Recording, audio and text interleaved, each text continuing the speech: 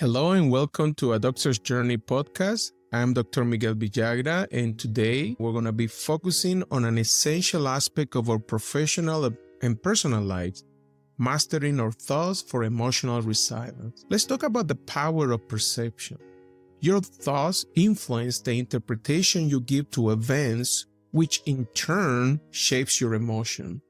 When you feel intense negative emotion, there is likely a corresponding negative thought that is triggered in them. For example, let's say you receive feedback from your direct boss that points out to areas for improvement. You're getting feedback. If your immediate thought is, I'm a failure, I will never be good enough, it's likely to be trigger feelings of shame, frustration, or self-doubt. As Marcus Aurelius once said, you have power over your mind, not outside events.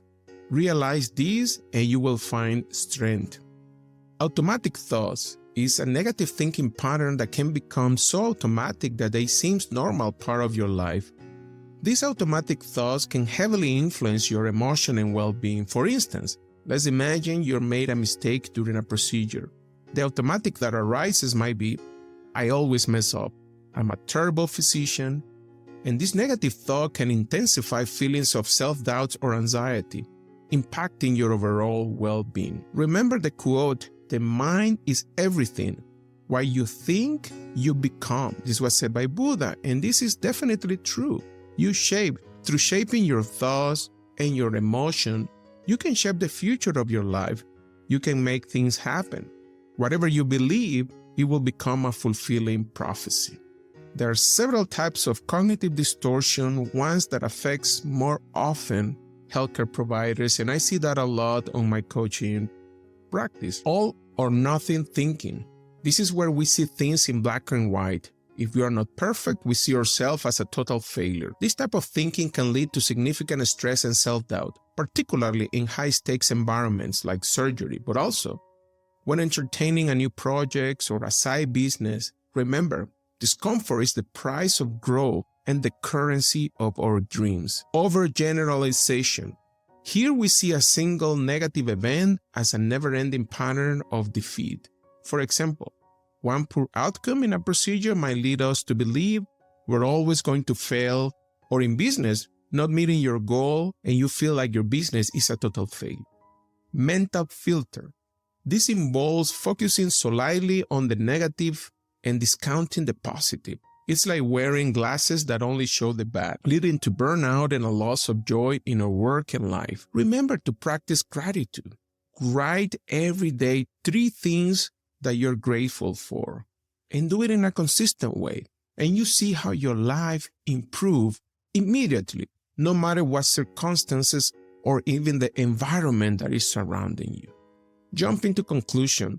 This is the mind reader. We assume we know what others are thinking.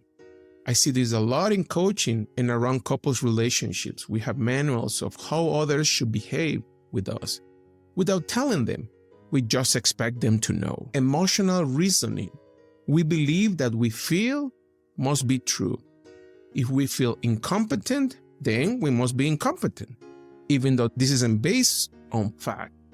Always be in the lookout what thoughts are behind emotions. Should statements. This statement can set unrealistic standards for ourselves and others, leading to feelings of guilt and frustration. This leads to self-judgment and shame. Labeling. We assign harsh labels to ourselves and others based on isolated incidents, which can damage our self-esteem and relationship. Love to practice the doctrine of charity by John Wingard. We assume the best of people. I know sounds hard, difficult to apply in real life when you have an ugly administrator, a bad boss, or a bad experience while driving or commuting to the hospital or clinic. But believe me, it can really improve your life and how you manage your everyday challenge. Remember, awareness is the first step in changing these thought patterns. It is important to have self-compassion and seek support when you feel you need it. Practice kindness, more important toward yourself, and reach out to support if you feel that this is what is missing. I love for you to practice the following exercise. It's called Thought Download. A thought download for self-coaching is a powerful tool For gaining clarity and self-awareness, begin by setting aside a quiet time, uninterrupted, each day, and ideally in a comfortable and calming space. Arm yourself with a notebook or a digital journal and start writing everything that comes to your mind without any judgment or filter. Just dump and release everything. The key is to let your thoughts flow freely and capture them as they come, regardless of how trivial, negative, or disconnected even with reality they might seem. This process helps us externalize your internal dialogue, making it easier to observe and understand your thoughts pattern. After the download, try to identify facts, the circumstances, and thus your perceptions of them, and later review your thoughts to reveal any recurring pattern, unhelpful beliefs, and opportunity for improvement. We have a great resource for you that can be very empowering. Just check the link below and you can share your experience at adoctorsjourney.com. Remember, change your thoughts and you change your world. This was said by Norman Vincent Peale. Thank you for joining me on this journey. Remember, mastering your thoughts is a powerful step toward a fulfilling life in medicine. Until next time, keep nurturing your mind and let's continue to transform healthcare together.